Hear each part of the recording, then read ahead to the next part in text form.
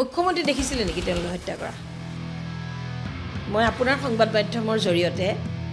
এই প্ৰশ্নটো উত্থাপন কৰিছোঁ। মুখ্যমন্ত্ৰীয়ে যে কৈ আছে হত্যাকাৰী, মুখ্যমন্ত্ৰী দেখিছিলে নেকি? মুখ্যমন্ত্ৰী আছিল নেকি তেওঁলোকৰ ওচৰত? যদি মুখ্যমন্ত্ৰীয়ে দেখিছে, যদি মুখ্যমন্ত্ৰীৰ হাতত তেনেকুৱা পক্কা ডকুমেণ্টছ আছে,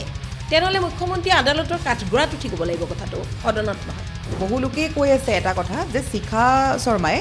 জুবিন গাৰ্গক মৃত্যুৰ পিছতো আকৌ এবাৰ হত্যা কৰিছে, এই কাৰণেই জুবিন গাৰ্গৰ চৰিত্ৰ হননৰ চেষ্টা কৰিছে।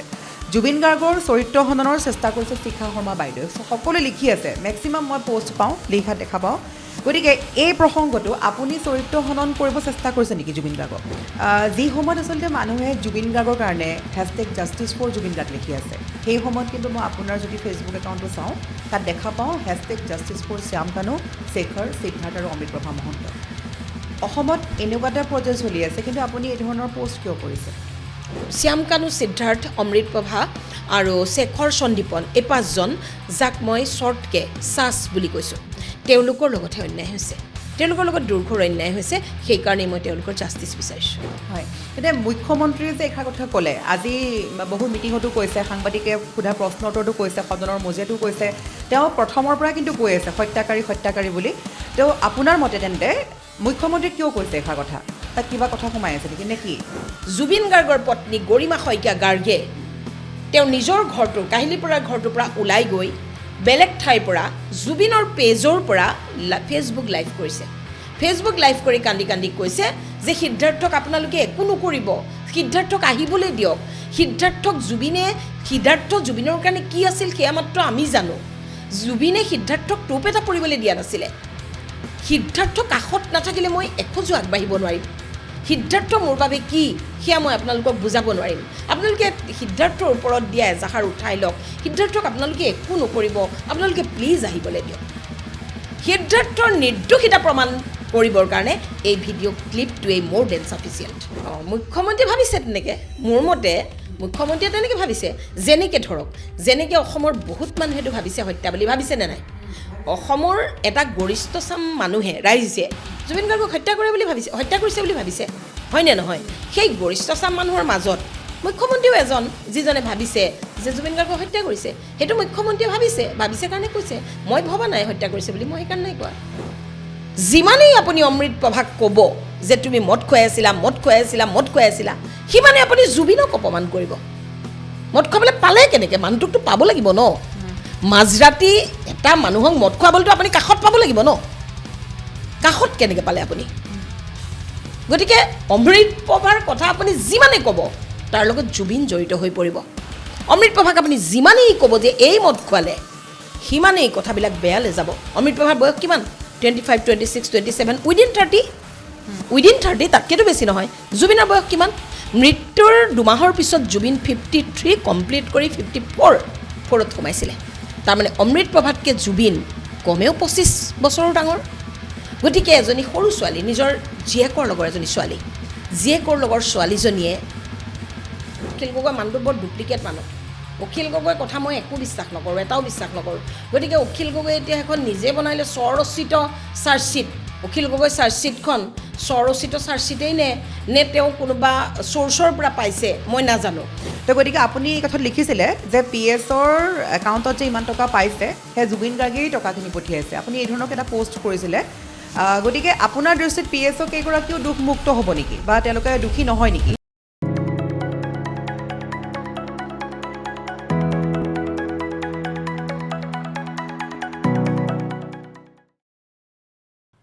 নমস্কাৰ, আপোনালোকৰ সন্মুখত মই অস্মিতা। আজি পুনৰ পডকাষ্টৰ অন্য এক খণ্ডলৈ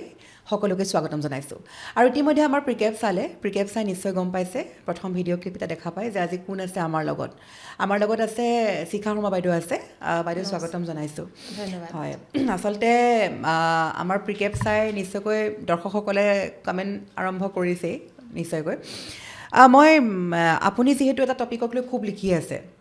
মই পোনপটীয়া প্ৰশ্নৰ মাজলৈ গৈছোঁ। আপুনি জুবিন গাৰ্গক লৈ বহুতখিনি লিখি আছে আৰু সেই লিখাখিনি খুব বিতৰ্কতো সোমাই পৰিছে। মই যেতিয়াই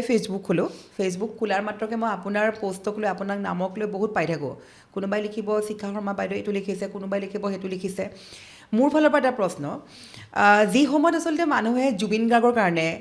#জাষ্টিছ ফৰ জুবিন গাৰ্গ লিখি আছে সেই সময়ত কিন্তু মই আপোনাৰ যদি ফেচবুক একাউণ্টটো চাওঁ তাত দেখা পাওঁ #জাষ্টিছ ফৰ শ্যাম কানু শেখৰ সিদ্ধাৰ্থ আৰু অমৃতপ্ৰভা মহন্ত অসমত এনেকুৱা এটা পৰ্যায় চলি আছে কিন্তু আপুনি এই ধৰণৰ পোষ্ট কিয় কৰিছে প্ৰথম কথাটো হ'ল আমি জাষ্টিছ কেতিয়া বিচাৰোঁ জাষ্টিছ মানে ন্যায়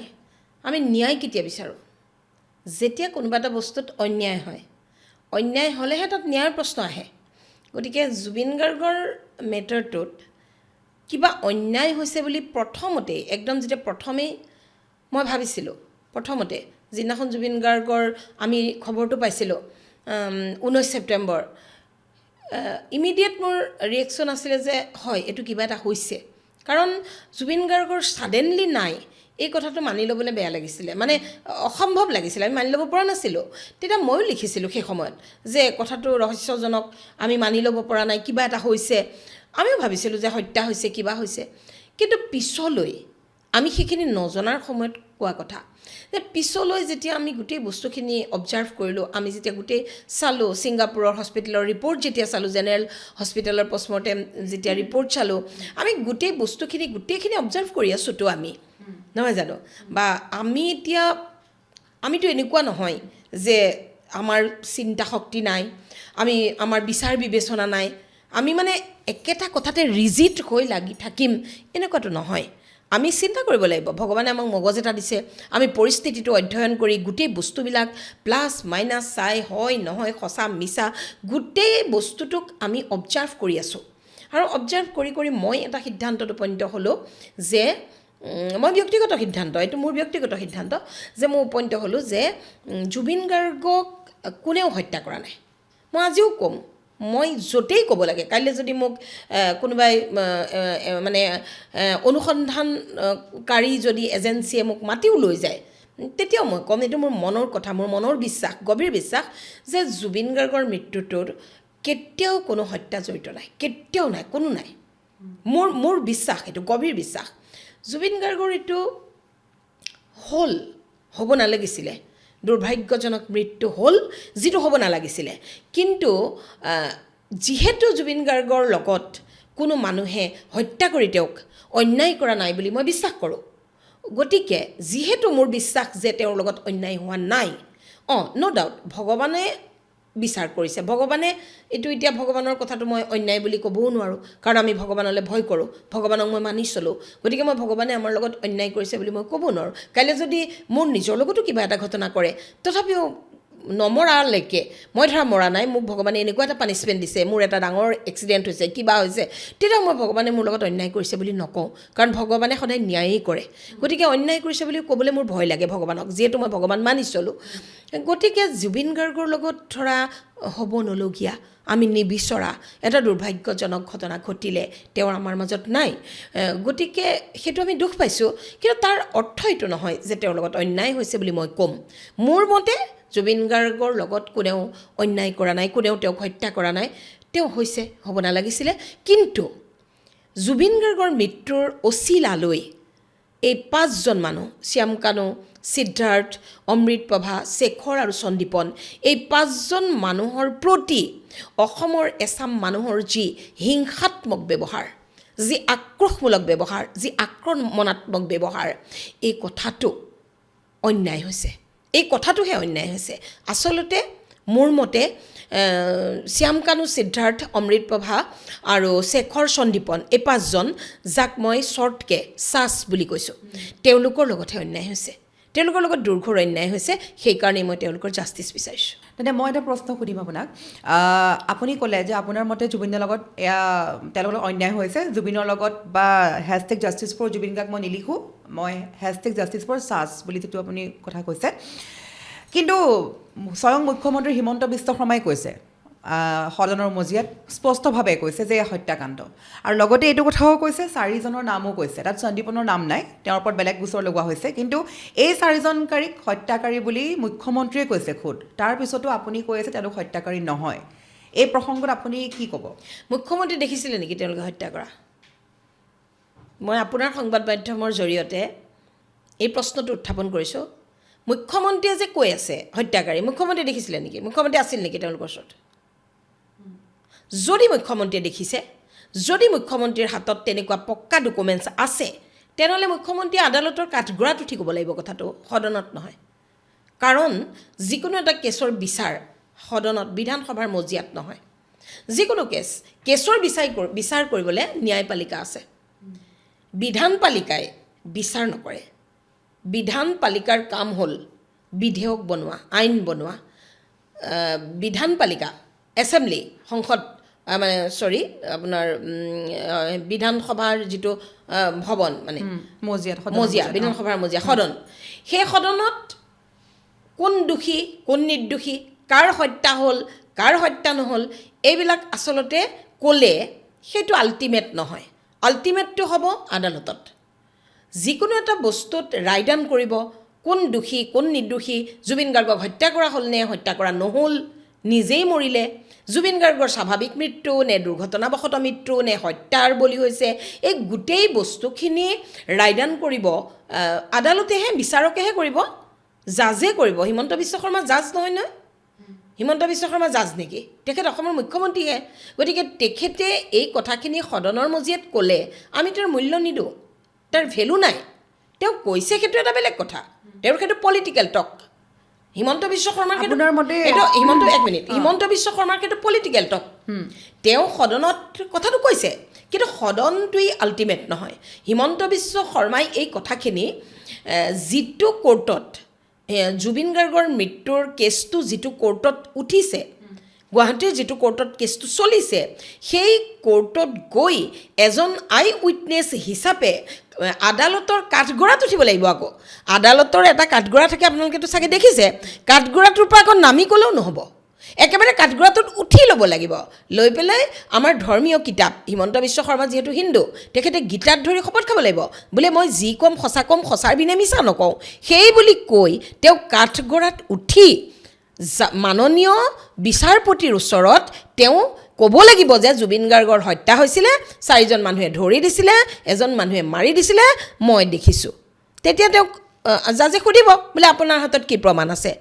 তেতিয়া তেওঁ প্ৰমাণ দিব লাগিব। জাজে সুধিব, আপুনি কেনেকৈ গম পালে, আপোনাৰ কি তথ্য আছে, তথ্যখিনি দিব লাগিব। তেতিয়া তেওঁৰ তথ্যখিনি, তেওঁৰ প্ৰমাণখিনি যদি অথেণ্টিচিটি থাকে, তেতিয়া বিচাৰকে সেইটো বিচাৰ কৰিব। গতিকে হিমন্ত বিশ্ব শৰ্মাই হত্যা বুলি ক'লে ময়ো হত্যা বুলি ক'ম, এইটোতো নহয়। সেইটো হিমন্ত বিশ্ব শৰ্মাই, অসমৰ মুখ্যমন্ত্ৰীয়ে তেওঁৰ নিজস্ব চিন্তাধাৰা, নিজস্ব বিচাৰ বুদ্ধিৰে হত্যা বুলি কৈছে, আৰু শিখা শৰ্মাই নিজস্ব চিন্তাধাৰা, নিজস্ব বিচাৰ বুদ্ধিৰে সেইটো এটা দুৰ্ভাগ্যজনক মৃত্যু বুলি কৈছে। হয়, তেতিয়া মুখ্যমন্ত্ৰীয়ে যে এষাৰ কথা ক'লে, আজি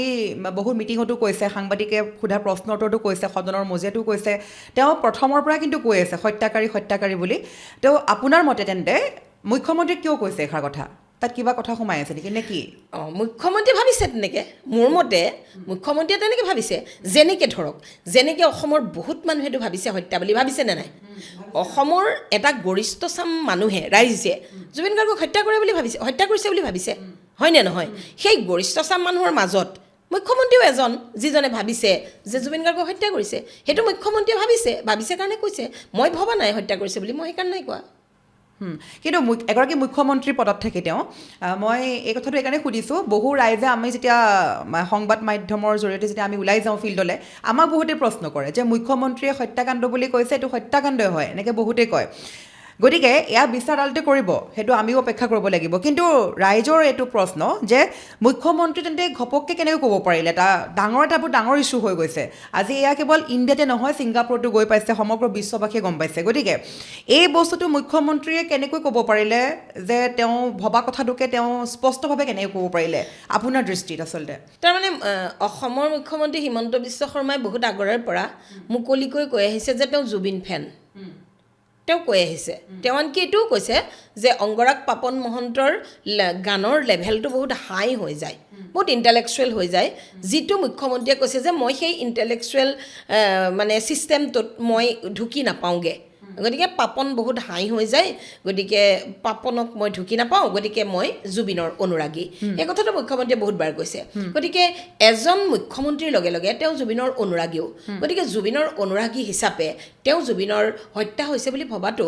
তেওঁৰ ঠাইত তেওঁ শুদ্ধ তেওঁৰ জেগাত সেইকাৰণে তেওঁ কৈছে কাৰণ তেওঁ কেৱল মুখ্যমন্ত্ৰী নহয়তো তেওঁ এজন জুবিন অনুৰাগীও গতিকে জুবিন অনুৰাগী হিচাপে তেওঁৰ সেইটো আৱেগ তেওঁৰ সেইটো ইমোশ্যন গতিকে মুখ্যমন্ত্ৰীয়ে কি কৈছে সেইটোৰ ওপৰত কথা নহয় আদালতে ফাইনেল ডিচিশ্যনটো কি দিয়ে সেইটোৱে হ'ব আৰু মোৰ বিশ্বাস আদালতে ফাইনেল ডিচিশ্যন কেতিয়াও হত্যা বুলি নিদিয়ে বুলি মোৰ বিশ্বাস হয় মই আচলতে আজি এইখিনি প্ৰশ্ন এইকাৰণেই কৰিলোঁ আমাৰ ৰাইজৰ বিশেষকৈ এইটো প্ৰশ্ন বাৰে বাৰে আগবঢ়াই থাকে যে মুখ্যমন্ত্ৰী হত্যাকাৰী বুলি কৈছে আদালতত আজি এইটো কৈছে আমুকে সেইটো কৈছে চবেই কৈ থাকে আৰু এটা প্ৰশ্নলৈ আহিম জুবিন গাৰ্গক লৈ এইটো প্ৰশ্নও ইতিমধ্যে দৰ্শকসকলেও চাগে আজি আমাৰ অতিথিগৰাকীৰ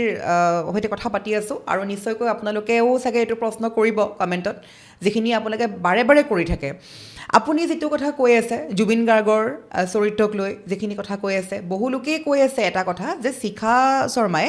জুবিন গাৰ্গক মৃত্যুৰ পিছতো আকৌ এবাৰ হত্যা কৰিছে এই কাৰণেই জুবিন গাৰ্গৰ চৰিত্ৰ হননৰ চেষ্টা কৰিছে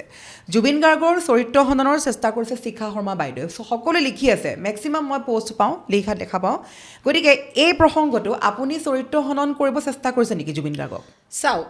কোনেও প্ৰথম কথাটো হ'ল এটা ৱৰ্ডত নাই কৰা এটা ৱৰ্ডত 2 নম্বৰ কথাটো হ'ল কোনেও কাৰো চৰিত্ৰ হনন কৰিব নোৱাৰে কোনো মানুহে কোনো মানুহৰ চৰিত্ৰ হনন কৰিব নোৱাৰে এটা চাওক মোৰ কথাটো বহুত মানুহে কৈ আছে মোৰ কথাটো বহুত বিভিন্ন ধৰণে কৈ আছে কিন্তু তাৰ অথেণ্টিচিটি নাই আজিলৈকে মোৰ কথাৰ কিবা ৰেকৰ্ড ওলাইছে নেকি কিবা প্ৰমাণ আছে নেকি কিবা কোনোবাই দেখুৱাব পাৰিব নেকি শিখা শৰ্মাৰ এইটো ৰেকৰ্ডেড তেওঁৰ চৰিত্ৰৰ বেয়া দিশ ৰেকৰ্ডেড পাৰিব নেকি নোৱাৰে নহয় কোনেওতো নোৱাৰে কোনো নিউজে মানুহে মোৰ পোষ্টৰ তলত কমেণ্ট কি কৰিছে সেইটো ডাঙৰ কথা নহয় কিন্তু কোনোবা এটা সংবাদ মাধ্যম কোনোবা এটা নিউজ পৰ্টেল কোনোবা এটা পডকাষ্টত শিখা শৰ্মাৰ কুকৃতি এইজন আচক বুলি কাৰচিন মাৰি মাৰি আজিলৈকে ক'ব পাৰিছে জানো শিখা শৰ্মাই কাৰোবাৰ লগত বেয়া কিবা কথা পতাৰ কোনোবা ফটো কোনোবা অডিঅ' ক্লিপ কৰি কিবা ভিডিঅ' ওলাইছে জানো নাই ওলোৱা নহয় গতিকে চৰিত্ৰ হনন কোনেও কাৰো কৰিব নোৱাৰে যেতিয়ালৈকে আপুনি চৰিত্ৰ হনন কৰাৰ এটা সুযোগ নিদিয়ে এতিয়া জুবিন গাৰ্গৰ কথাটো মই কেতিয়া ক'লোঁ এই কথাটো আপুনি চাব লাগিব মই কেতিয়া ক'লোঁ মই তেতিয়াহে ক'লোঁ যেতিয়া এইটো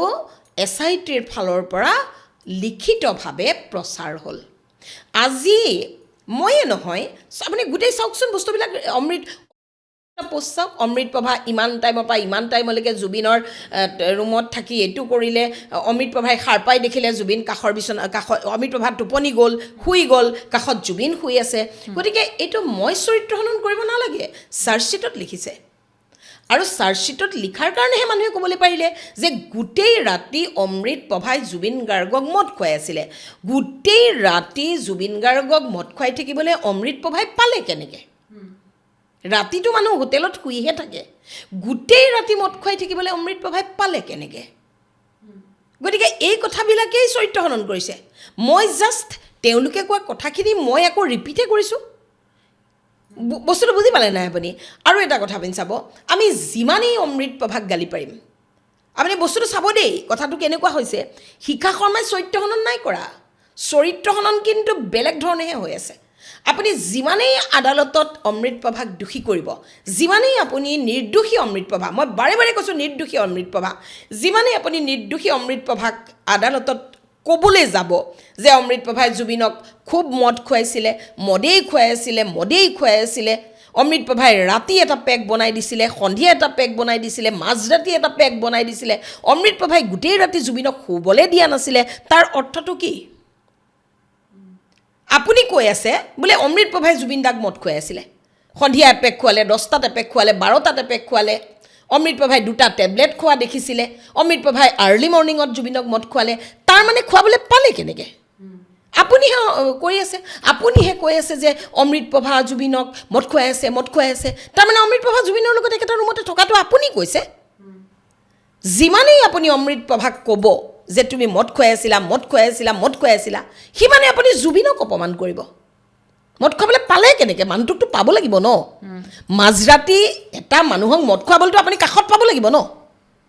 কাষত কেনেকৈ পালে আপুনি গতিকে অমৃত প্ৰভাৰ কথা আপুনি যিমানেই ক'ব তাৰ লগত জুবিন জড়িত হৈ পৰিব অমৃত প্ৰভাক আপুনি যিমানেই ক'ব যে এই মদ খুৱালে সিমানেই কথাবিলাক বেয়ালৈ যাব অমৃত প্ৰভাৰ বয়স কিমান 25, 26, 27 উইদিন 30 উইদিন 30 তাতকেতো বেছি নহয় জুবিনৰ বয়স কিমান মৃত্যুৰ 2 মাহৰ পিছত জুবিন 53 কমপ্লিট কৰি 54ত সোমাইছিলে তাৰমানে অমৃত প্ৰভাতকৈ জুবিন কমেও 25 বছৰৰ ডাঙৰ গতিকে এজনী সৰু ছোৱালী নিজৰ জীয়েকৰ লগৰ এজনী ছোৱালী জীয়েকৰ লগৰ ছোৱালীজনীয়ে কেনেকৈ মদ খুৱাবলৈ পালে আপুনি যেতিয়া অমৃত প্ৰভাক দোষাৰোপ কৰি থাকিব তই জুবিন দাক মদ খুৱালি তই জুবিন দাক মদ খুৱালি অমৃত প্ৰভাৰতো মুখ আছে তেওঁ ৰুকিলেওতো ক'ব যে মদ খুৱাবলৈ পালে কেনেকৈ অমৃত প্ৰভাইতো ক'ব মই মদ খুৱাবলৈ তেওঁক পালোঁ কেনেকৈ গতিকে চাওক এইবিলাক বস্তু ভাইচ ভাৰ্চা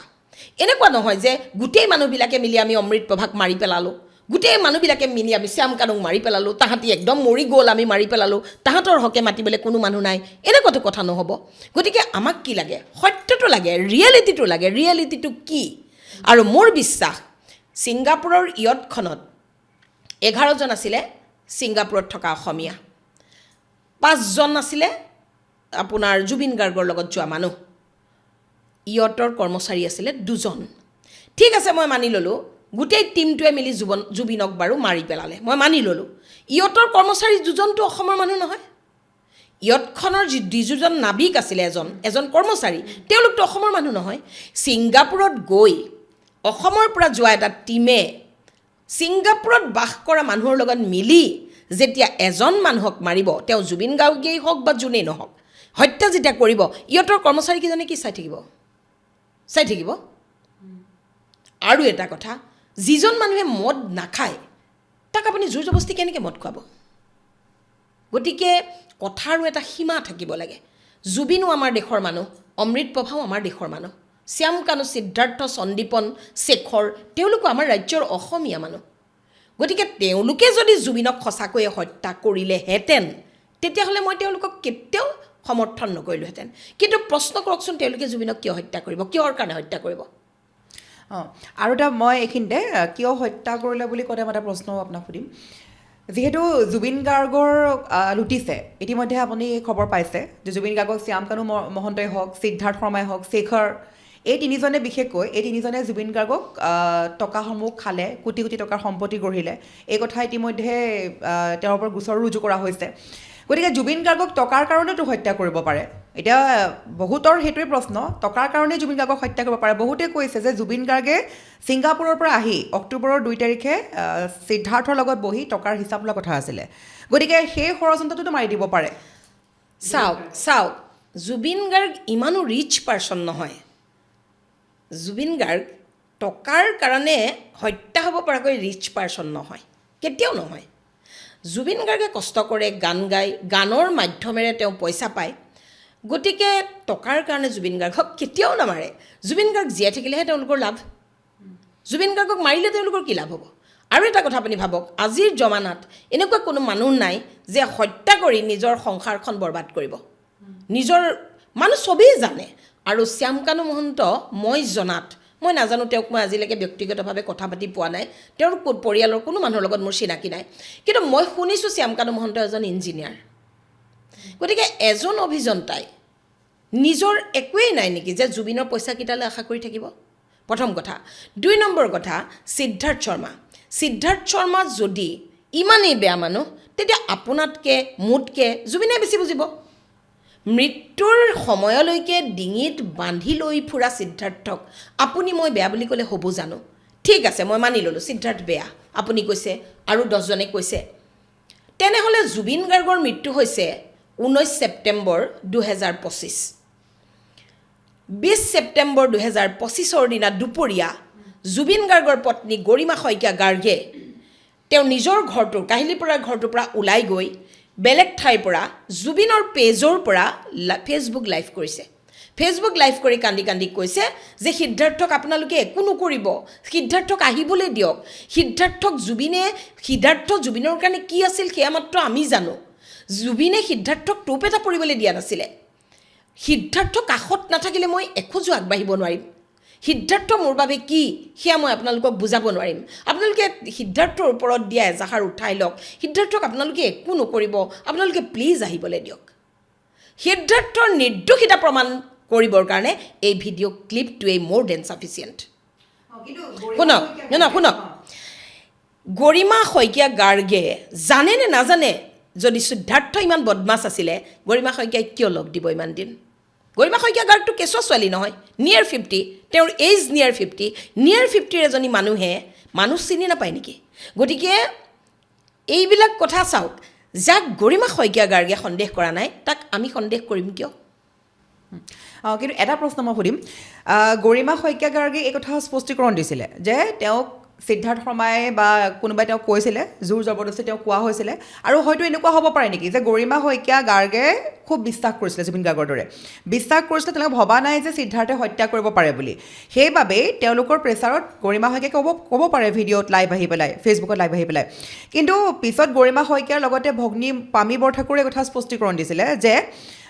আমি গমেই পোৱা নাছিলোঁ 6-7 দিনৰ পিছতহে আমি গম পাইছোঁ যে সিদ্ধাৰ্থে কি কৰি থৈছে জুবিনৰ লগত গতিকে আমি তেওঁক ভাই ভাবি পেলাই জুবিনৰ ভাইটি ভাবি পেলাই আমি বিচাৰিছিলোঁ যে সিদ্ধাৰ্থ ফচিব নালাগে ওলাই আহক এই কথা কিন্তু কৈছিলে গৰিমা শইকীয়া গাৰ্গে তো গতিকে আপুনি গৰিমা শইকীয়া গাৰ্গক কোনফালৰ পৰা দুখিব তেওঁতো স্পষ্টীকৰণো দিছিলে এই সন্দৰ্ভত এতিয়া চাওক আপুনি মোক পডকাষ্টটো কৰিবলৈ মাতি আনিছে নহয়নে আপুনি মোক ফোন কৰিছে মাতিছে আজি ফোন কৰিছে আপোনাৰ লোকেশ্যন দিছে আপুনি মাতি আনিছে এই পডকাষ্টটো আপুনি কৰিবলৈ মাতি আনোতে মই মোৰ ঘৰত মোৰ সন্তানক মই কৈ থৈ আহিছোঁ মই অমুক জেগাত যাওঁ অস্মিতাৰ লগত যাওঁ মোক এইটো অমুক জেগাত মই যাওঁ মই কৈ থৈ আহিছোঁ কাইলৈ যদি মোৰ হত্যা হয় ইয়াত মানে মই যদি কাইলৈ মোৰ ডেথ হয় হঠাৎ যদি মই মৰি থাকোঁ মোৰ সন্তানে কিন্তু আপোনাক সোধাই নেৰিব মোৰ সন্তানে আপোনাক একদম বৰবাদ কৰি দিব ইয়াত আহি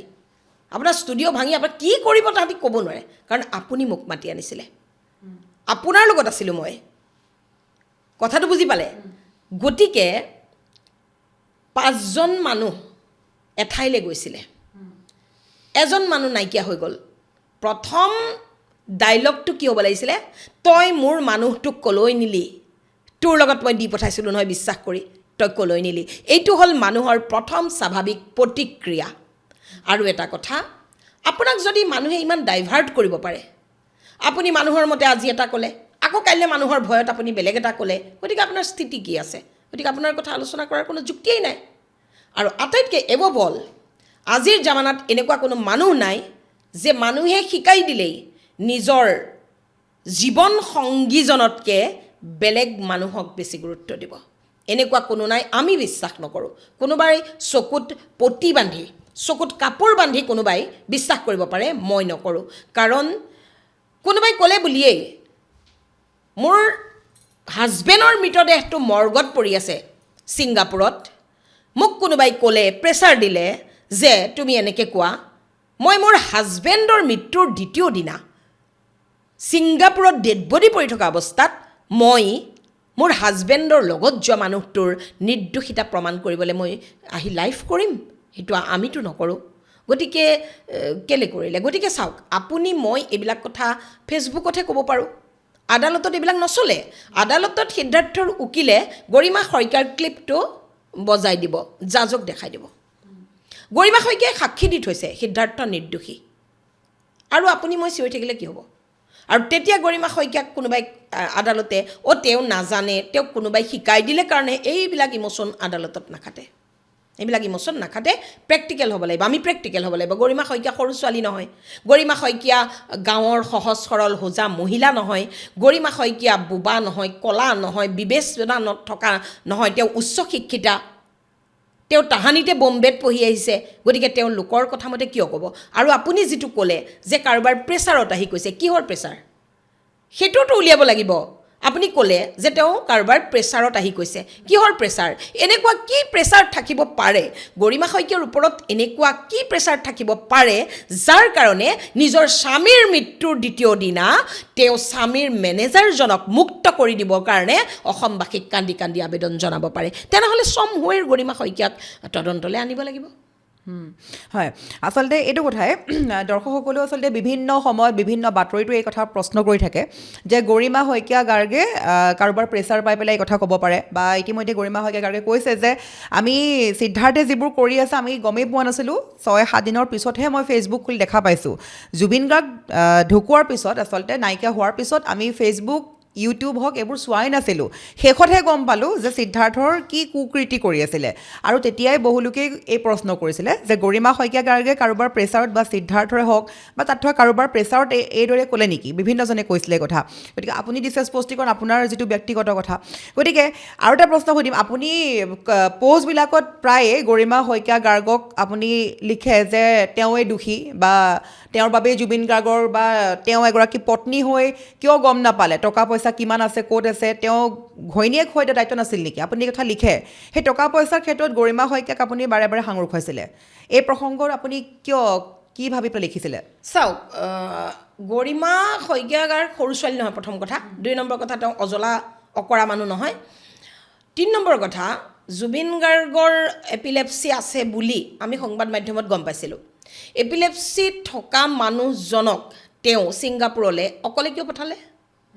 প্ৰথমতে ক'লে ভিছা নাপালে তাৰপিছত ক'লে তেওঁ শহুৰেকক চোৱা চিতা কৰিবলৈ এনেকুৱাতো নহয় যে গৰিমা শইকীয়া গাৰ্গ সদায় ঘৰত থকা এগৰাকী হাউচৱাইফ তেওঁতো ঘূৰিয়ে ফুৰে বহাগৰ জুবিনৰ প্ৰগ্ৰেমবিলাকত 2 মাহটো আমি তেওঁক মঞ্চতে দেখোঁ গতিকে এইবিলাক মিছা কথা কোৱা কথা এজন ঠিক আছে গৰিমা শইকীয়াই কৈছে যে তেওঁ ফেচবুক খুলিহে গম পাইছে তেওঁ গমেই পোৱা নাছিলে সিদ্ধাৰ্থ এনেকুৱা বুলি সেইটো তেওঁ এইটো মিছা কথা কৈছে কাৰণ নিজৰ হাজবেণ্ডৰ লগত অল দি টাইমছ থকা মানুহজনক তেওঁ কেনেকৈ চিনি নাপাব আৰু চাওক এই কথাবিলাক এতিয়া পইচাৰ কথাটো কোনে কাৰ পইচা খালে সেই কথাটো তথ্যই ক'ব এতিয়া সিদ্ধাৰ্থই পইচা খাইছে নে সিদ্ধাৰ্থই পইচাবিলাক গৰিমাৰ একাউণ্টলৈ ট্ৰেন্সফাৰ কৰিছে এইটোতো আমি নাজানো এই কথাখিনি ধৰক সিদ্ধাৰ্থক যেতিয়া আদালতত সুধিব প্ৰশ্ন কৰিব মেৰিট হ'ব যেতিয়া এতিয়াতো কেছটো মেৰিট হোৱা নাই এতিয়া কেছটো আপোনাৰ জাষ্ট আদালতত উঠিছে আদালতে ধৰক এতিয়া কপিবিলাক গোটেইকেইজন একিউজডে কপি পাইছেনে নাই তেওঁলোকক দিয়া এজাহাৰবিলাক ধাৰাবিলাক এই গোটেই কপিবিলাক পাইছেনে নাই এইবিলাক চাইছে কপি পোৱাৰ পিছত আপোনাৰ এটা ডাঙৰ প্ৰক্ৰিয়া আছে চাৰ্জশ্বিট পঢ়োঁতে বহুত টাইম লাগিব কিন্তু যদি ফাৰ্ষ্ট ট্ৰেক কৰে আজি কৰে কাইলৈ কৰে তেতিয়া বেলেগ কথা তেতিয়া সোনকালে হ'ব কিন্তু যদি ফাৰ্ষ্ট ট্ৰেক নকৰে তেনেহ'লে আপোনাৰ চাৰ্জশ্বিট পঢ়োঁতে বহুত টাইম লাগি যাব চাৰ্জশ্বিটটো পঢ়িব লাগিব আদালতৰ ৰুল আমি জনামতে যদি জুবিন গাৰ্গৰ ক্ষেত্ৰতো আৰু বেলেগ নকৰে এতিয়া কথা হ'ল যেতিয়া চাৰ্জশ্বিট পঢ়ি মেলি হৈ যেতিয়া কেছটো যেতিয়া মেৰিটত উঠিব মানে যেতিয়া যুক্তিত আহিব আদালতে যেতিয়া আপোনাৰ প্ৰশ্ন সুধিব ক্ৰছ হ'ব ইজনে সিজনক উকিলে সুধিব তেতিয়া সিদ্ধাৰ্থক সুধিব যেতিয়া সিদ্ধাৰ্থইতো সকলো কথা কৈ দিব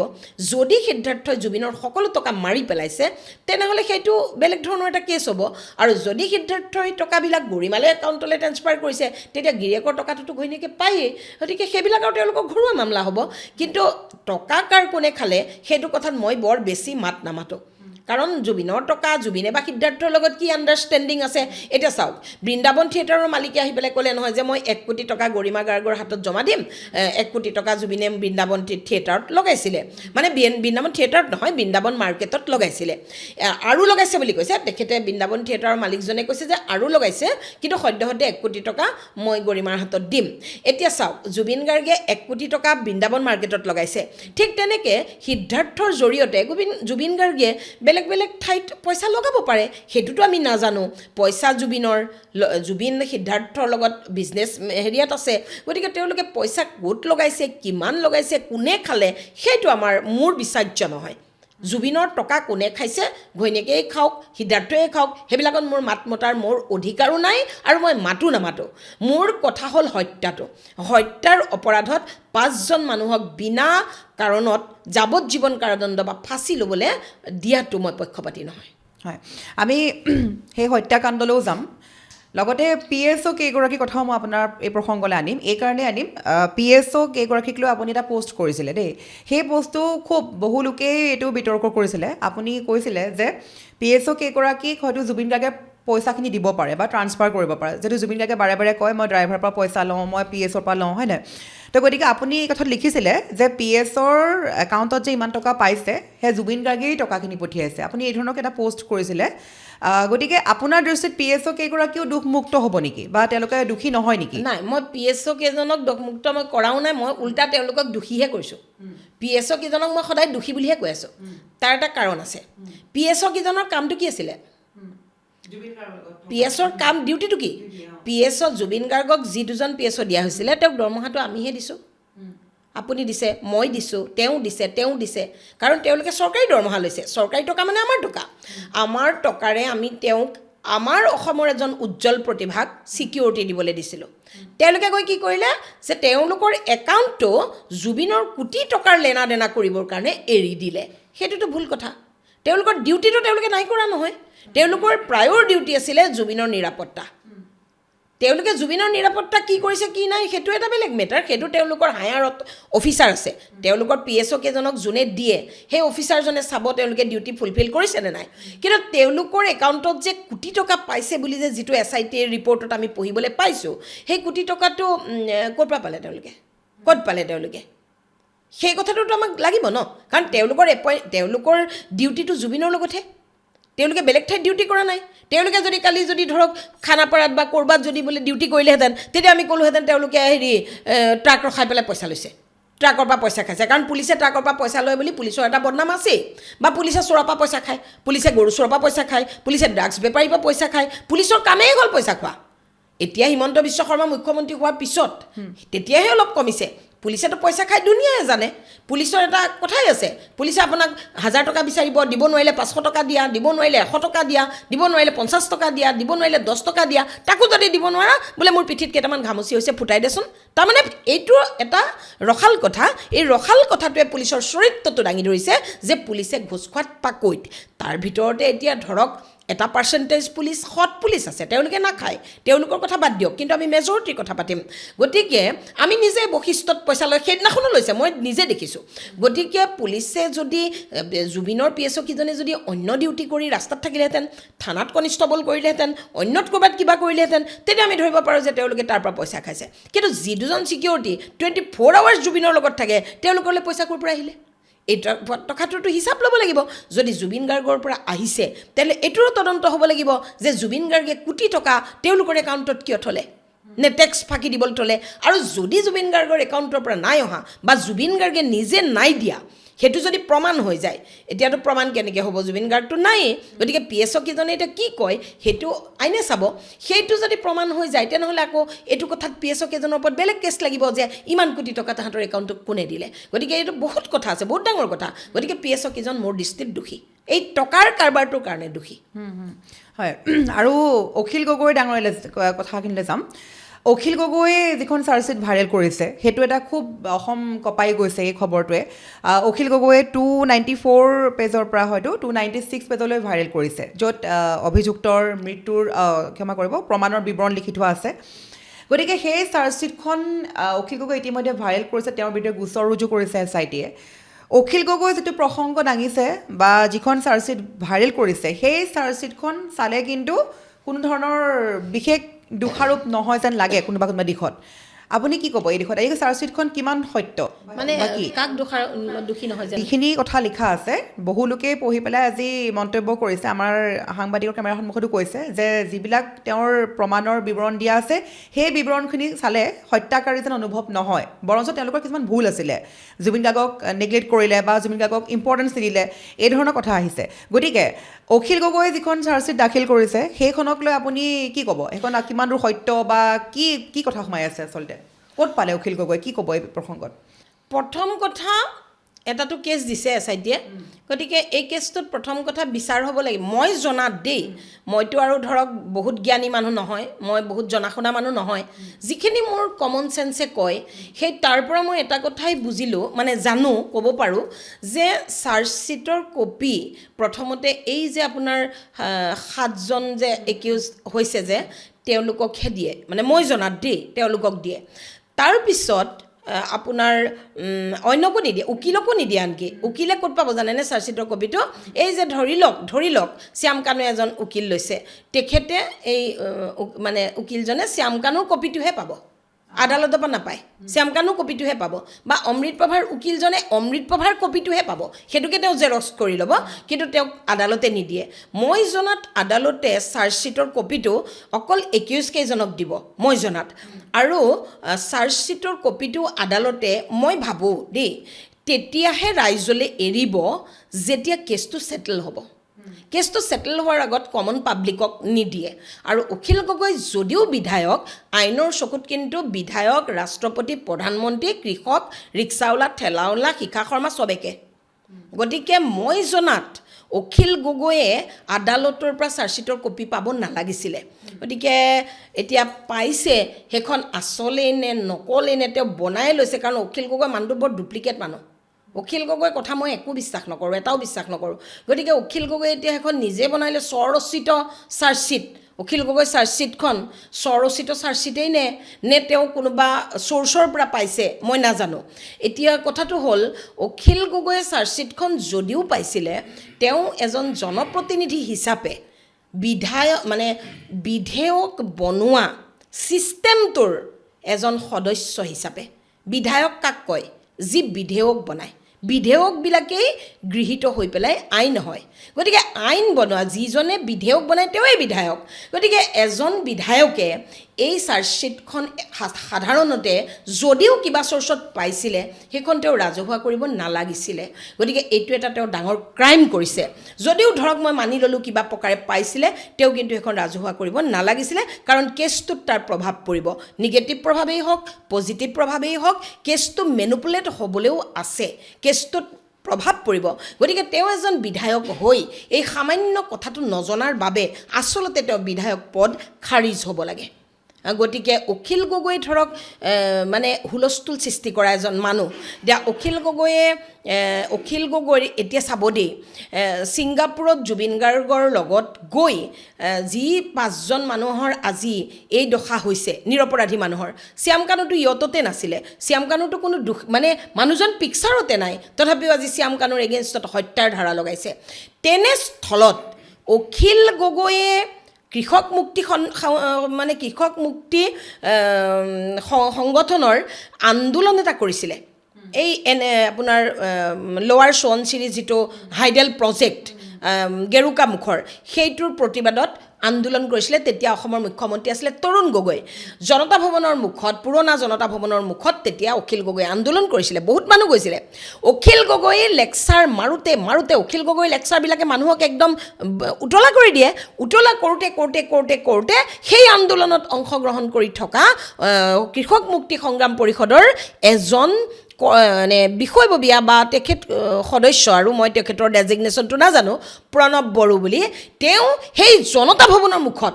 গাত জুই লগাই মৰি থাকিলে এতিয়া আপুনি মোক এটা কথা কওক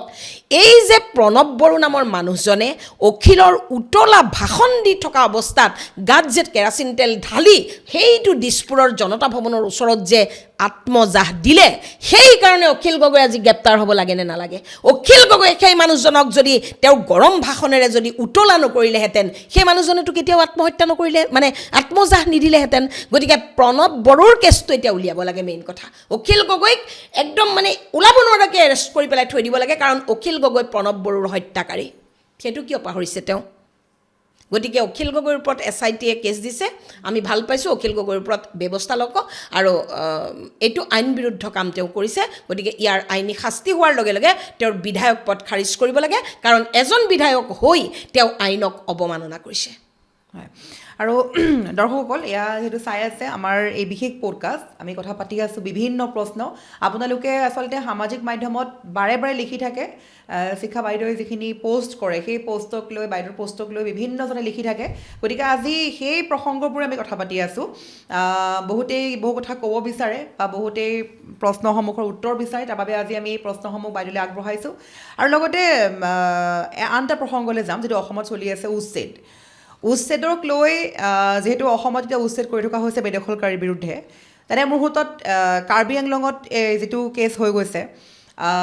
এগৰাকীৰ তেখেতৰ CM গৰাকীৰ ঘৰ জ্বলাই দিয়া হৈছে সেই সময়ত তেওঁলোকেও কৈ আছে যে বেদখলকাৰীৰ পৰা আমি অশান্তি পাইছোঁ যিসমূহ অনা কাৰ্বি লোক তেওঁলোকৰ পৰা অশান্তি পাইছোঁ এই মুহূৰ্তত ক'বলৈ বিচাৰিছোঁ মই যে উচ্ছেদ বস্তুটোক লৈ আচলতে এতিয়া যদি অসম চলি আছে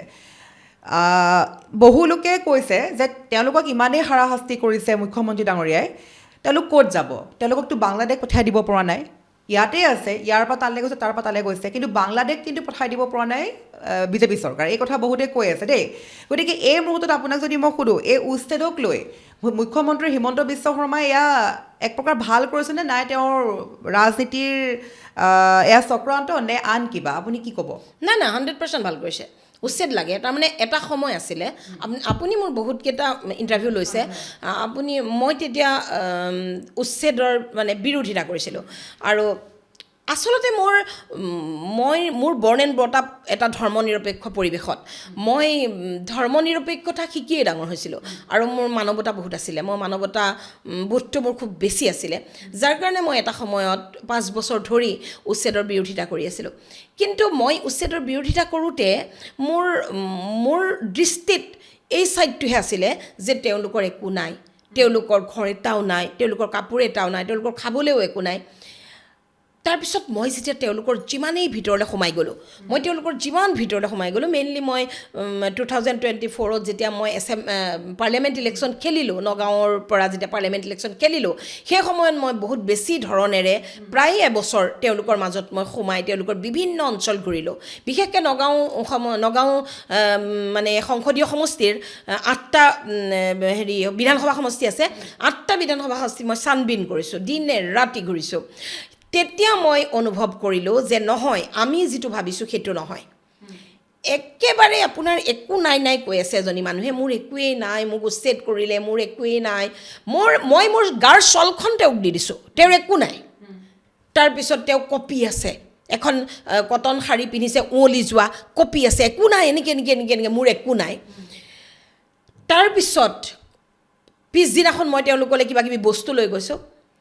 কথা পাতিছোঁ মই সময় লৈ গৈছোঁ বহিছোঁ কথা পাতিছোঁ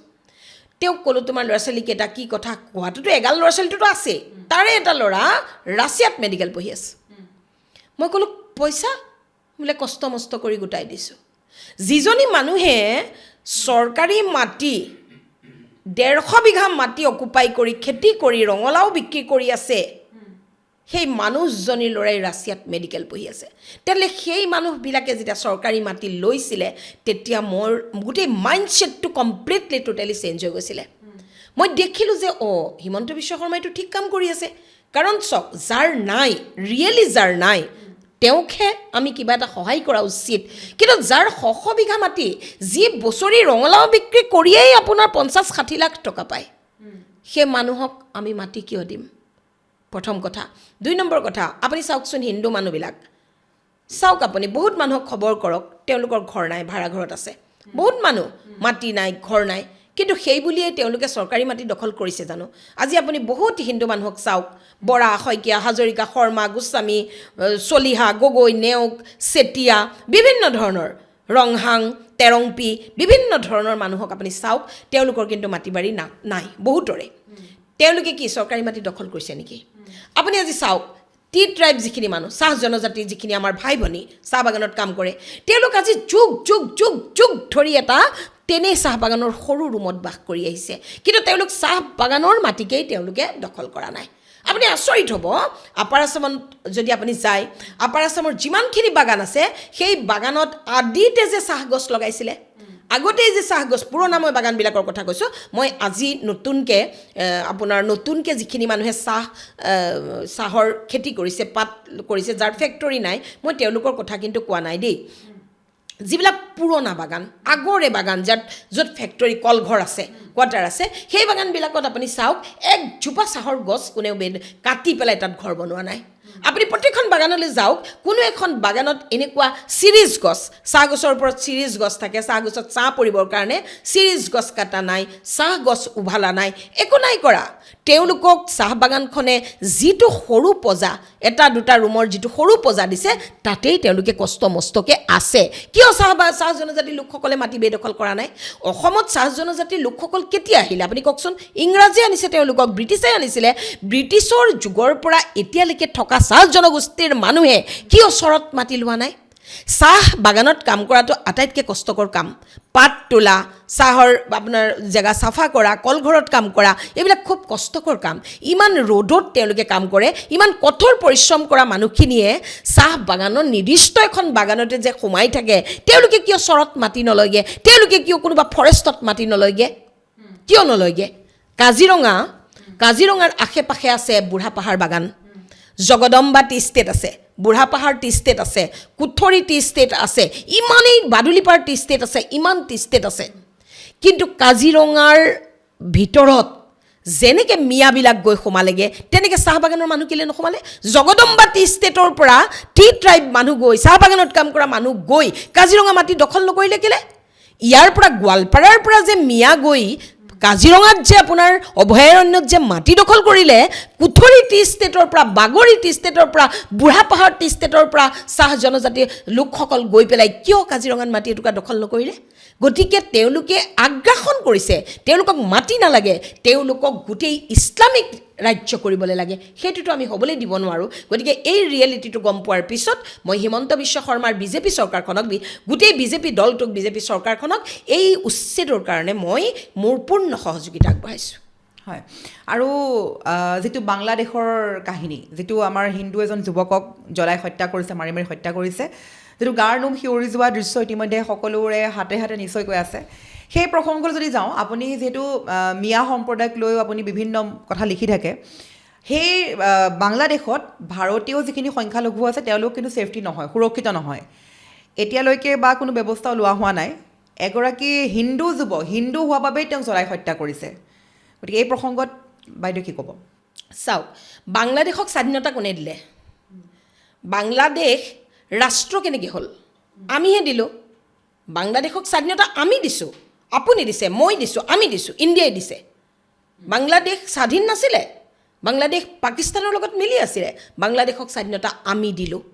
ইণ্ডিয়াই দিলে। গতিকে বাংলাদেশক স্বাধীনতা দিয়াৰ পাছত বাংলাদেশত আপোনাৰ ইস্কন মন্দিৰ আছিলে, বাংলাদেশত বহুত হিন্দু আছিলে, কিন্তু বাংলাদেশৰ হিন্দুবিলাক লাহে লাহে লাহে লাহে গৈ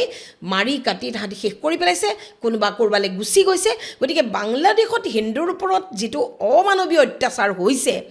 সেই অত্যাচাৰটোৰ এটাই কাৰণ যে হিন্দুক তাৰ পৰা জিৰ' কৰি পেলাব লাগে। হিন্দু এতিয়া বাংলাদেশত যিমানখিনি হিন্দু আছে সেই হিন্দুখিনিক জিৰ' কৰি পেলাব লাগে। গতিকে জিৰ' কৰাত তেওঁলোক সফল হৈছে। এতিয়া আমাৰ এটা কথা আহে যে আমি ভাগ ভাগ হ'ব নালাগে। ময়ো কওঁ এইটো কথা, আমি ভাগ ভাগ হ'ব নালাগে, আমি হিন্দুসকল মিলি থাকিব লাগে, একত্ৰিত হৈ থাকিব লাগে। কিন্তু একত্ৰিত হৈ থাকিলেই নহ'ব, কাৰণ বাংলাদেশৰ যিখিনি হিন্দু তেওঁলোক কিন্তু ভাগ ভাগ নহয়। আমিহে অসমত ভাগ ভাগ বা ভাৰতত হিন্দু ভাগ ভাগ, কিন্তু বাংলাদেশত হিন্দু ভাগ ভাগ নহয়। তেওঁলোক একেলগে থাকে, একেলগে তেওঁলোকে ফেষ্টিভেল পালন কৰে, একেলগে তেওঁলোকে ইস্কন মন্দিৰলৈ যায়, একেলগেই থাকে তেওঁলোকৰ মাজত বিভেদ নাই, কিন্তু তেওঁলোক সংখ্যাত কমি আহিছে। আপুনি যিমানেই একেলগে নাথাকক, আপোনাৰ ধৰক ঘৰত 5টা মানুহ আছে, আপুনি 5টা মানুহে যিমানেই একেলগে নাথাকক, ইফালৰ পৰা যদি 50টা মানুহে খেদি আহে, আপুনি 5টা মানুহে কি কৰিব? গতিকে আমি এটা কথা এতিয়া মেছেজ ময়ো দিছোঁ, মই নাই দিয়া বুলি নকওঁ, ময়ো দিছোঁ যে আমি চব একত্ৰিত হ'ব লাগে। একত্ৰিত নহয়, তেওঁলোকৰ সংখ্যা বেছি। সংখ্যা বেছি হ'লে আমি যিমানেই একত্ৰিত হৈ নাথাকোঁ লাভ নাই। ঠিক তেনেকৈ এতিয়া বাংলাদেশত আমাৰ হিন্দুৰ পাৰ্চেণ্টেজটো কমি গ'ল, একদমেই নাই, তেনেই কম আছে, মিনিমাম 2% মান আছে। গতিকে তেওঁলোকৰ যিহেতু বেছি আছে, গতিকে তেওঁলোকে আজি গছত ওলমাই মাৰিছে, আকৌ 2 দিনমানৰ পিছত এটা মাৰিব, আকৌ 2 দিনমানৰ পিছত এটা মাৰিব, এনেকৈ মাৰি মাৰি মাৰি মাৰি জিৰ' কৰি পেলাব। যেনেকৈ এতিয়া আপোনাৰ আফগানিস্তানৰ যিখিনি হিন্দু, সেই হিন্দুখিনি একত্ৰিত হৈ আছিলে, কিন্তু আফগানিস্তানততো এতিয়া হিন্দু নাই। পাকিস্তানৰ হিন্দুখিনি একত্ৰিত হৈ আছিলে, পাকিস্তানত নাই। এতিয়া চাওক, আমাৰ ভুলটো ক'ত চাব দেই। পাকিস্তান, বাংলাদেশ আৰু ইণ্ডিয়া, ভাৰত এক আছিলে, অখণ্ড ভাৰত। পাকিস্তান, বাংলাদেশ আৰু ভাৰত অখণ্ড ভাৰত আছিলে। অখণ্ড ভাৰতক ধৰ্মৰ ভিত্তিত ভাগ কৰা হ'ল, হয়নে? ধৰ্মৰ ভিত্তিত ভাগ কৰা হ'ল। এতিয়া মানুহে কয় কি, বিজেপি অহাৰ লগে লগে বোলে সাম্প্ৰদায়িকতা বাঢ়িছে, বিজেপিয়ে বোলে হিন্দু মুছলিম কৰিছে। এতিয়া 1947ত যে অখণ্ড ভাৰতক যে দুভাগ কৰি পাকিস্তান আৰু যে হিন্দুস্তান বনোৱা হৈছিলে, তেতিয়া বিজেপি দল আছিল নেকি? তেতিয়া কংগ্ৰেছে আছিলে। তেতিয়া দেখোন মহামানৱ মহাত্মা গান্ধী আছিলে, দেখোন মহাত্মা গান্ধী আছিলতো। গতিকে পাকিস্তানক ধৰ্মৰ ভিত্তিত যেতিয়া ভাগ হৈ গ'ল, তেতিয়া বহুত মানুহে ক'লে যে বাপু, মহাত্মা গান্ধীক ক'লে যে বাপু, পাকিস্তানততো আমাৰ হিন্দুখিনি থাকি গ'ল, ধৰ্মৰ ভিত্তিত ভাগ হ'ল, গতিকে পাকিস্তানৰ হিন্দুখিনি আমাৰ ইয়ালৈ লৈ আহিব লাগে। নহয়, এইটো মহম্মদ আলী জিন্নাই ক'লে। মহম্মদ আলী জিন্নাই কি বুলি ক'লে যে মহাত্মা গান্ধীক ক'লে যে আমাৰ দুইটা ধৰ্মৰ ভিত্তিত ভাগ হ'ল, গতিকে পাকিস্তানত যিখিনি হিন্দু আছে আপুনি লৈ যাওক। তেতিয়া কাটা মাৰাও নহয়, কোনেও কাকো কাটিবলগীয়াও নহয়, পাকিস্তানত থকা হিন্দুখিনি আপুনি লৈ যাওক। মহম্মদ আলী জিন্নাই ভাল কথা ক'লে। আৰু যিখিনি মুছলমান আপোনাৰ দেশত আছে, সেইখিনি মুছলমান আমাৰ দেশলৈ পঠিয়াই দিয়ক। এনেকৈ ক'লে। কিন্তু বাপুৱে সেই সময়ত মুখত তলা লগাই বহি থাকিলে। বাপু মানে মোহন দাস কৰমচাঁদ গান্ধী, যাক আমি মহাত্মা গান্ধী বুলি কওঁ, তেখেতে কিন্তু তেতিয়া একো নামাতিলে, চুপচাপ বহি থাকিলে। আৰু তাৰ ফলত কি হ'ল, পাকিস্তান ইছলামিক কাণ্ট্ৰি হ'ল, আৰু নতুনকৈ আকৌ এখন ইছলামিক কাণ্ট্ৰি বাংলাদেশ হ'ল, আৰু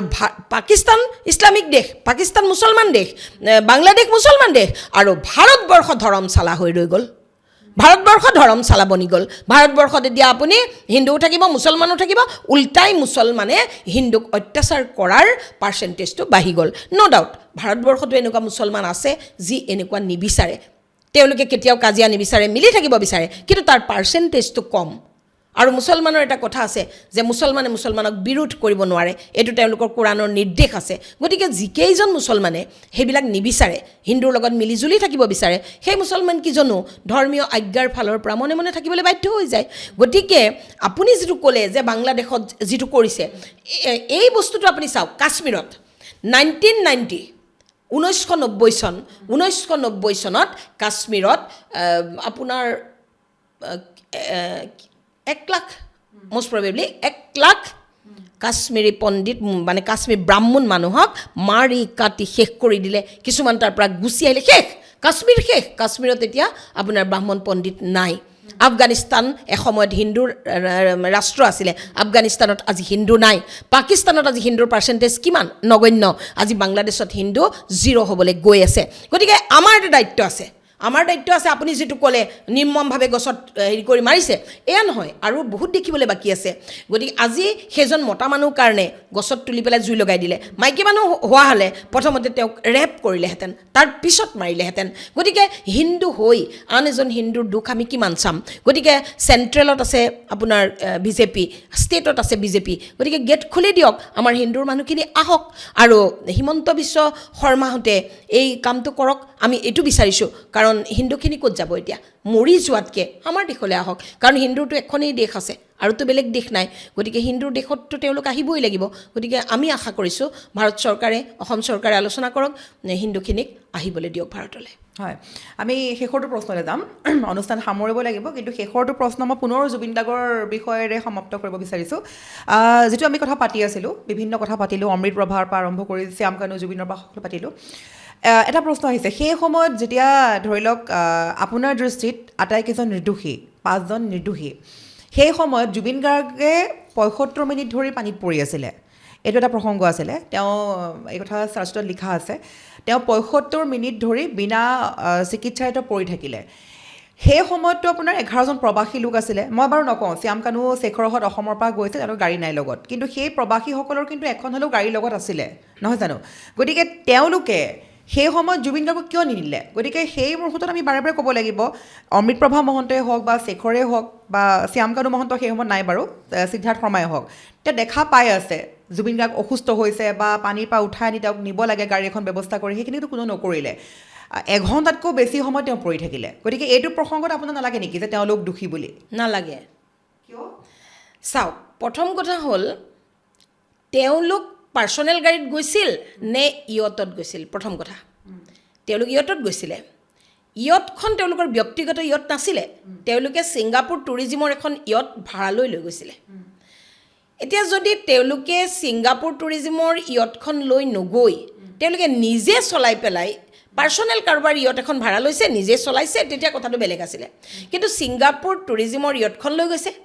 ইয়টখন লৈ সাগৰৰ মাজলৈ যাওঁতে ইয়টত উঠোঁতেই তেওঁলোকে ফিটনেছ চাৰ্টিফিকেট দিব লগা হৈছে যে মই ইচ্ছাই উঠিছোঁ, মোৰ বেমাৰ আজাৰ একো নাই, মই সম্পূৰ্ণ সুস্থ। এইবিলাক এটা ফৰ্মেলিটিজটো ফৰ্ম এখনটো ফিল আপ কৰিবই লাগিব, সেইটো কৈছে। আৰু ছিংগাপুৰত আপোনাৰ আইন কানুন খুব ষ্ট্ৰিক্ট, এইটো কথা চবেই জানে, ময়েই নহয়, চবেই জানে। এতিয়া ইয়টত যেতিয়া তেওঁলোক গৈছে, যেতিয়া জুবিন গাৰ্গৰ কেছটো হৈছে, তেতিয়া আমি শুনামতে কেপ্টেইন জঁপিয়াইছে, জাহাজৰ কেপ্টেইনজন জঁপিয়াই জুবিন গাৰ্গক আনিছে। মই এটা কথা কৈ লওঁ, তাৰমানে চাওক, এতিয়া কথাখিনি অলপ বহলাই ক'ব লাগিব। এটা ৱৰ্ডত ইমান ডাঙৰ কথা ক'লে মানুহে ভুল বুজাবুজি হ'ব। এতিয়া জুবিন গাৰ্গ পানীত পৰক বা XYZ, মই যদি কালি যদি পানীত পৰিছোঁ, ময়ে ধৰক পৰিলোঁ, আপুনিয়ে ময়ে ধৰক দীঘলী পুখুৰীত সাঁতুৰি আছিলোঁ, দীঘলী পুখুৰীত বাৰু সাঁতুৰিবলৈ নিদিয়ে, মই এটা উদাহৰণৰ কাৰণে কৈছোঁ, আপুনিয়ে ময়ে ধৰক সাঁতুৰি আছিলোঁ, কিবা কাৰণে ধৰক মই পৰি গ'লোঁ, আপুনি কিন্তু মোক আনিবলৈ নাযাব, এইটো বৰ ডাঙৰ বিপদত পৰিব, আপুনি নিজে মৰি থাকিব। কাৰণ পানীত থাকি স্পেচিয়েল ট্ৰেইনিং নহ'লে পানীতে থকা এজন মানুহক আপুনি উদ্ধাৰ কৰিব নোৱাৰে আপোনাৰ স্পেচিয়েল ট্ৰেইনিং লাগিব আপোনাক শিকাব লাগিব যে মানুহ এজনক কেনেকৈ উঠায় কিন্তু আপুনি যদি জাষ্ট ছুইমাৰ জাষ্ট আপুনি এনেই এটা সাঁতুৰি পেলাই ভাল পাইছে তেতিয়া কিন্তু আপুনি মানুহজনক উঠাবলৈ গ'লে আপুনি বিপদত পৰিব কাৰণ পানীত পৰা মানুহক সদায় চুলি কোচাত ধৰি উঠাব লাগে চুলি কোচাত ধৰি ওপৰলৈ দাঙিবলৈ আপুনি ক'ত থাকিব লাগিব আপুনি এটা ছেফ জেগাত থাকিব লাগিব হয় আপুনি এখন নাৱত থাকিব লাগিব নহয় আপুনি কিবা এটা ছেফ জেগাত দলং এখনৰ ওপৰত উঠি থাকিব লাগিব আপুনি মানুহ এজন পানীত পৰিছে আপুনিও সাঁতুৰি আছে আপুনি তাক আনিবলৈ গ'লে আপোনাকো ডুবাই দুইজন মৰিব মানুহৰ প্ৰথম দায়িত্ব হ'ল মানে আত্মৰক্ষাটো মানুহৰ জীৱনৰ প্ৰথম ধৰ্ম আৰু আত্মৰক্ষা আপুনি কৰিবলৈ গ'লে আপুনি আইনগতভাৱে দোষী নহয় গতিকে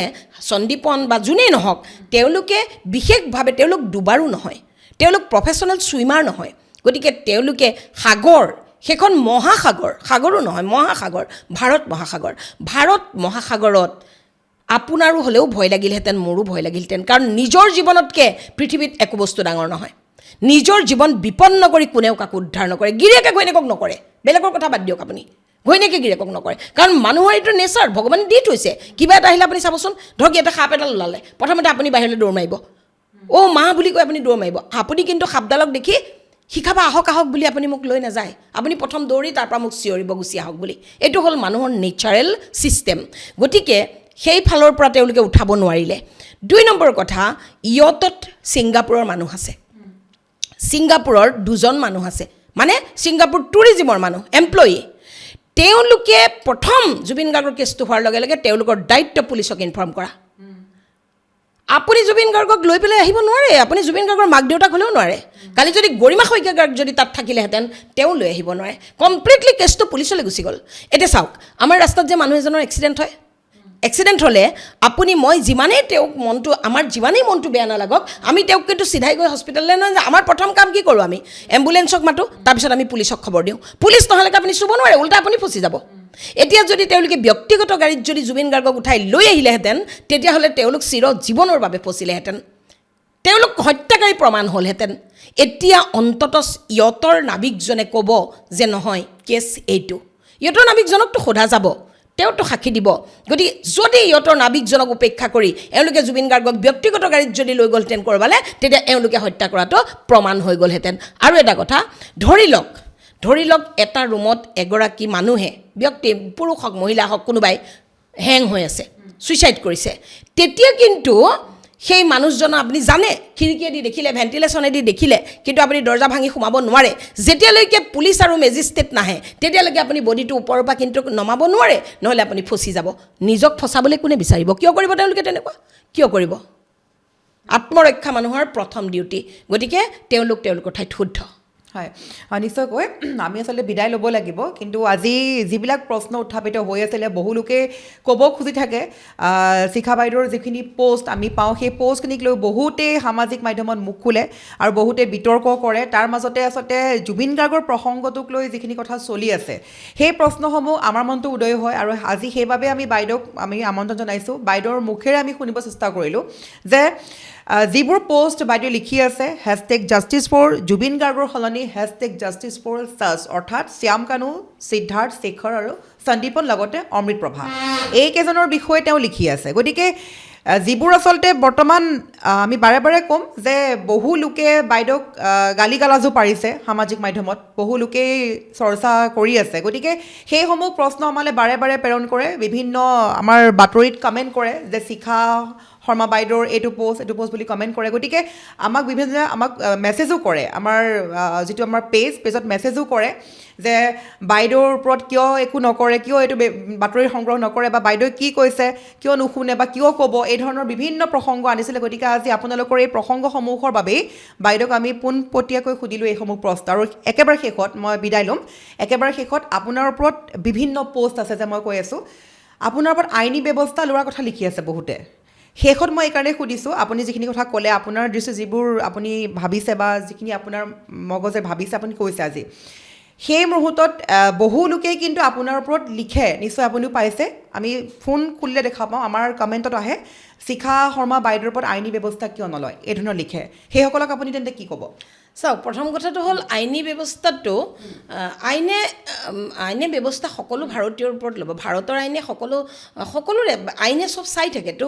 এতিয়া ধৰক এনেকুৱাটো নহয় যে কোনেও নাজানে কোনেও চবেই চাই থাকে যেতিয়া মোৰ ভুল দেখিব যেতিয়া মোৰ অপৰাধ হ'ব তেতিয়া আপুনি আইনী ব্যৱস্থা কিয় নলয় বুলি ক'বই নালাগে আইনে লৈ যাব ইতিমধ্যে মোক আইনে বহুতবাৰ ব্যৱস্থা লৈছে গতিকে আইনে চব চাই থাকে গতিকে মই যদি ক'ৰবাত ভুল তেতিয়াহ'লে আইনে নিশ্চয় ব্যৱস্থা ল'ব কিন্তু এতিয়া কথাটো হৈ গ'ল কি মই জুবিন গাৰ্গক অসমৰ 100% মানুহে সমৰ্থন কৰিব লাগিব বুলি ভাৰতত কিবা আইন আছে নেকি প্ৰথম প্ৰশ্নটো মোৰ এইটো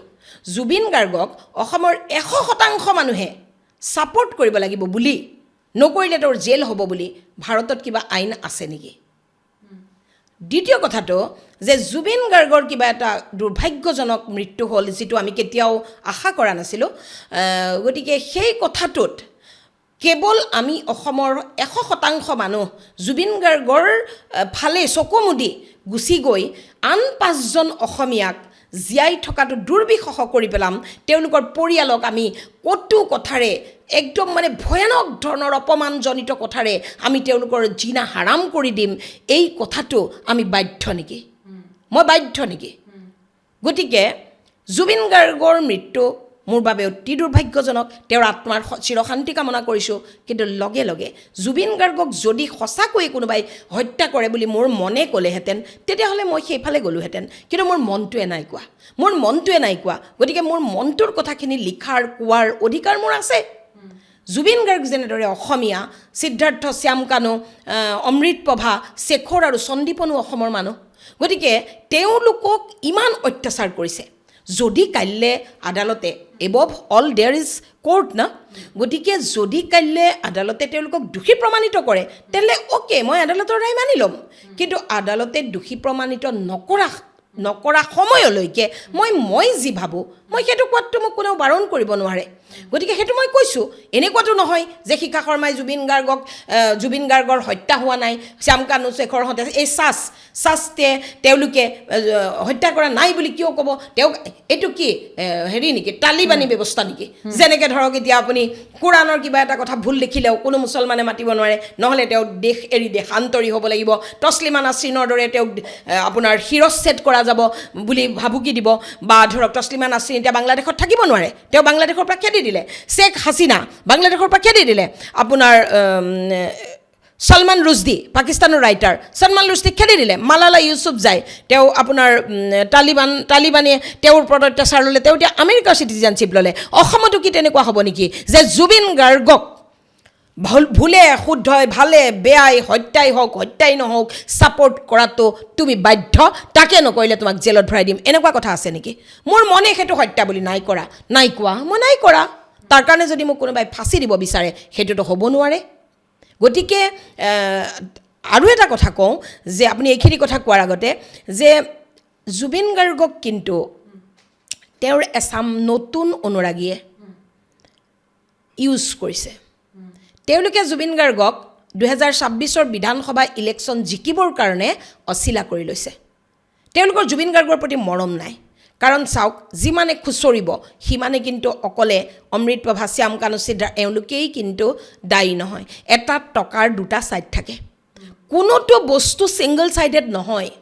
কোনো এটা বস্তুৱেই ছিংগল ছাইডেড নহয় আপুনি চেণ্ডেলযোৰ পিন্ধিছে দুটা ছাইড থাকে আপুনি চাৰ্টটো পিন্ধিছে দুটা ছাইড থাকে আপুনি চশমাযোৰ পিন্ধিছে দুটা ছাইড থাকে প্ৰতিটো বস্তুৰে দুটা ছাইড থাকে গতিকে এটা ছাইড কেতিয়াও জয়ী হ'ব নোৱাৰে এটা ছাইড আপুনি বখানি থাকিব নোৱাৰে যিমানেই আপুনি জুবিন গাৰ্গক প্ৰটেকশ্যন দিবলৈ তেওঁলোকে ৰাজনৈতিক উদ্দেশ্য প্ৰণোদিতভাৱে গৈছে সিমানেই কিন্তু কথাবিলাক খুচৰি যাব ইয়াৰ ফলত জুবিন গাৰ্গক মই কিন্তু অন্যায় কৰা নাই অন্যায় কৰিছে এই নতুনকৈ হোৱা কিছুমান অনুৰাগীয়ে জুবিন গাৰ্গৰ যিখিনি ৰিয়েল অনুৰাগী তেওঁলোক কিন্তু চাইলেণ্ট আৰু তথাপিও মোক গালি পৰা মোক আক্ৰমণ কৰা মানুহবিলাকক মই বেয়া নাপাওঁ তেওঁলোকক মই গালিও নিদিওঁ কাৰণ তেওঁলোকে অন্তৰত কিবা কথাত দুখ লাগিছে জুবিন গাৰ্গৰ মৃত্যুক তেওঁলোকে স্বাভাৱিক হিচাপে ল'ব পৰা নাই গতিকে তেওঁলোকে এই সময়ত আৱেগিক হৈ আছে গতিকে তেওঁলোকে মোক গালি পৰাটো স্বাভাৱিক কিন্তু মই আৱেগত উটিবুৰি গৈ মই কেতিয়াও আন 5জন নিৰ্দোষীক মানসিক অত্যাচাৰ কৰি মই পাপৰ ভাগি হ'ব নোখোজোঁ হয় হয় নিশ্চয়কৈ আচলতে আমি আজি এইখিনি প্ৰশ্ন এটা কাৰণেই কৰিলোঁ মই বাৰে বাৰে কৈছোঁ যে আমাৰ যিবিলাক কমেণ্ট আহে ধৰি লওক বা আমাৰ যিবোৰ মেছেজ আহে তাত আপোনাৰ পষ্টটো স্ক্ৰীনশ্বট মাৰিও বহুতে দিয়ে সেইটো আপুনিও হয়তো গম পায় বহু লোকে শ্বেয়াৰ কৰে শিখা শৰ্মা বাইদেৱে আজি এইটো লিখিছে বুলি তাতে বহু লোকে এই ধৰণৰ কথা সোধে বা কয় গতিকে আজি বাইদেউক আমি যিহেতু বাইদেউ আমাৰ লগত আছে গতিকে আমি সকলোখিনি প্ৰশ্ন সুধিব চেষ্টা কৰিলোঁ বাইদেউৰ দৃষ্টিত কি প্ৰতিটো প্ৰসংগ কি সেইখিনি খুলি ক'লে আজি গতিকে বাইদেউ আপুনি আমাক ইমানখিনি সময় দিছে শেষত মই ধন্যবাদ জ্ঞাপন কৰিছোঁ ইমান ব্যস্ততাৰ মাজতো আচলতে আমি বহুত দিনৰ কথা পাতি আছোঁ কিন্তু এনেকুৱা আপুনিও ব্যস্ত হৈ আছিলে গতিকে আজি আহিলে গতিকে বহুত ধন্যবাদ থাকিলে আমাৰ ফালৰ পৰা আপোনাৰ সংবাদ মাধ্যমৰ উজ্জ্বল ভৱিষ্যত কামনা কৰিলোঁ আপুনি আৰু আপোনাৰ গোটেই টীমটো অসমৰ সংবাদ জগতত উজ্জ্বল হৈ জিলিকি থাকক আপোনাৰ সংবাদ মাধ্যমক অসমৰ ৰাইজে আঁকোৱালি লওক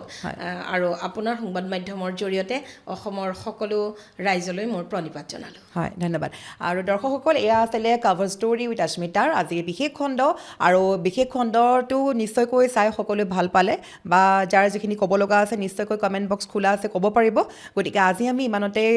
বিদায় ল'ব লাগিব ধন্যবাদ